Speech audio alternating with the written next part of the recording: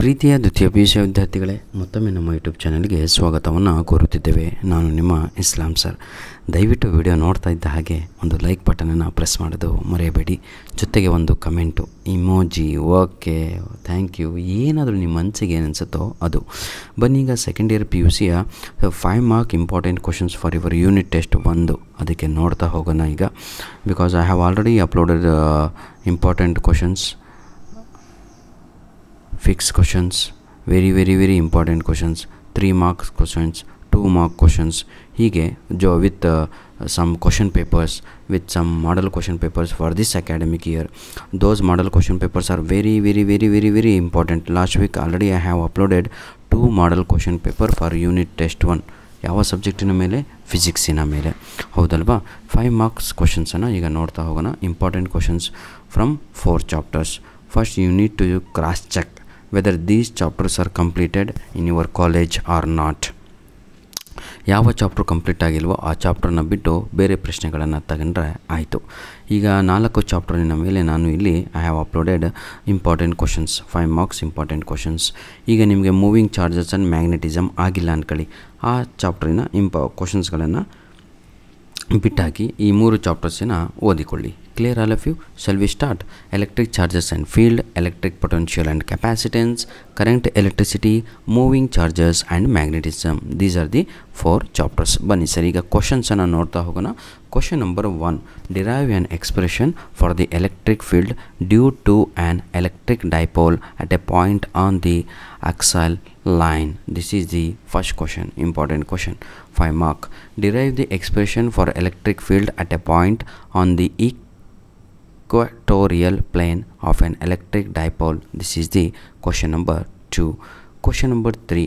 Derive the expression for the electric field due to an infinitely long charged straight conductor using Gauss law. This is a very important question, my dear children. Question number 4. State Gauss law in electrostatics.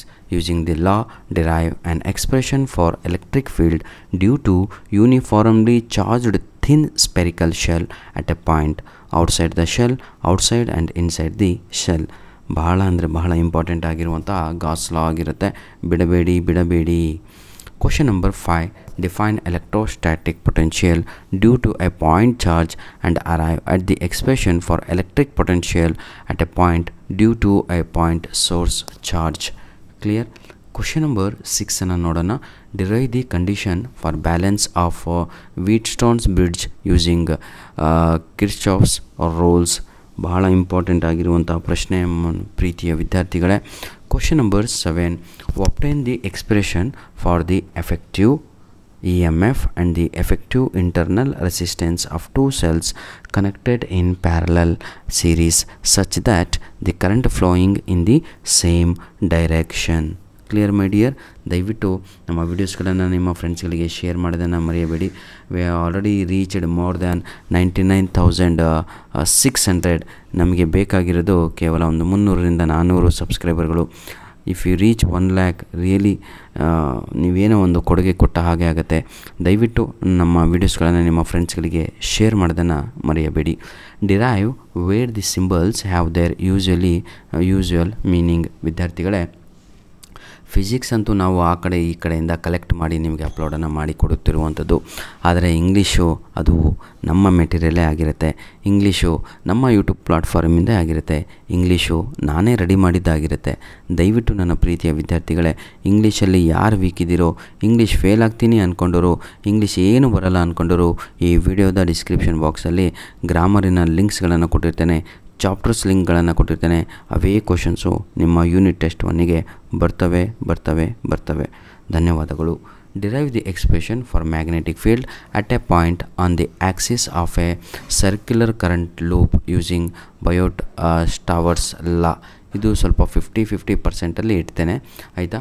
Derive the expression for the force between 2 parallel conductors carrying current and hence define ampere. This is the last question, I think, my dear children. God bless you all the best, do well. ನಿಮ್ಮ ಅಮೂಲ್ಯವಾದ ಸಮಯವನ್ನು ನಮಗೆ ಕೊಟ್ಟಿದ್ದಕ್ಕಾಗಿ ಧನ್ಯವಾದಗಳು. ಆದಷ್ಟು ನಮ್ಮ ವಿಡಿಯೋಸ್ಗಳನ್ನು ನಿಮ್ಮ ಫ್ರೆಂಡ್ಸ್ಗಳಿಗೆ share ಮಾಡೋದನ್ನು ಮರೆಯಬೇಡಿ sir. God bless you all, do well.